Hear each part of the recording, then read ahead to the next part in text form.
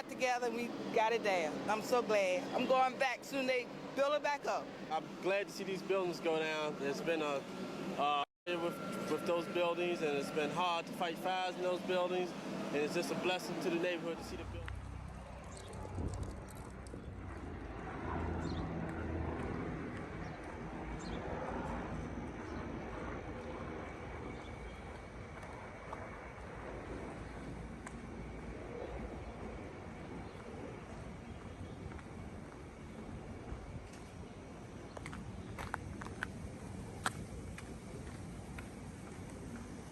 Yo, yo, yo, yo. What's up, YouTube? I'm back with another banger with y'all, man. If you're new to the channel, get that like button, subscribe, and go comment. Today's video, we'll be talking about Lexington Terrace today, one of the former infamous, one of the most dangerous projects in the history of Baltimore City. And I ain't gonna lie, like, just looking at it, outside looking in, I would not be going here. I wouldn't even step. I don't even care if I gotta go see a girl. That's a place you want not want to play around. Only way you safe in these projects, not unless two things.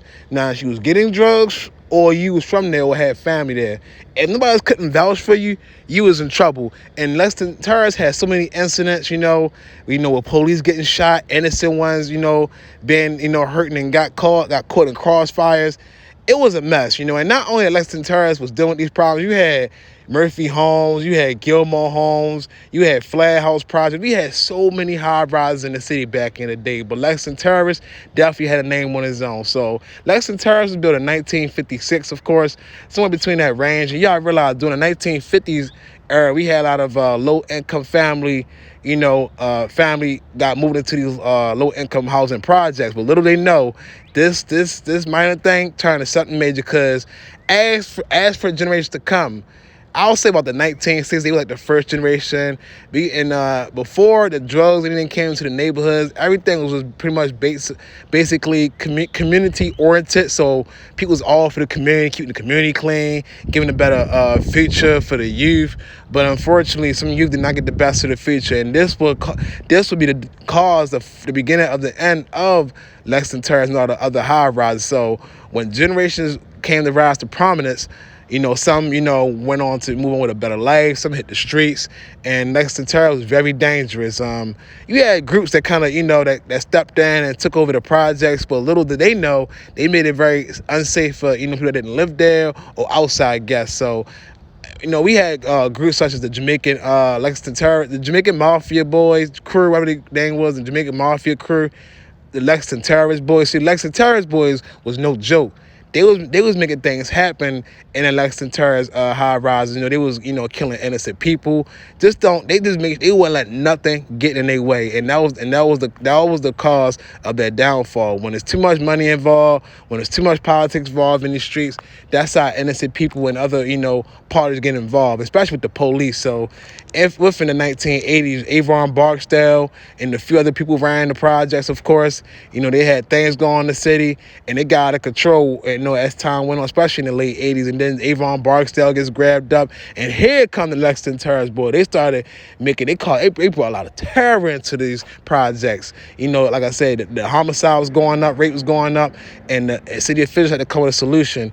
And they tore down the projects in 1995. So 1995 was the year they was just tearing down projects. I was born in 97, so within that time frame, a little after, the city was coming into a new change, and after, when they tore down the high rises, they decided to go with the low rises because it was a lot safer for the public, I guess. But let's be honest with you, them high rises were very dangerous for people, especially for innocent people that was trying to make a way for themselves. But you had people that was in the way that made it hard for people, to get through each and every day, man. But just imagine living in this time period. Just imagine going through what you had to go through day-to-day basis to get through, what you had to get to, coming back and forth from work. I just felt bad for the innocent people. Like, this if y'all have any high-rising stories, please hit the comment section. Feel free to do so, because, like I said, I wasn't born around this time. Probably was born a little bit after, and just saying how it was back then, it was pretty rough. And today's time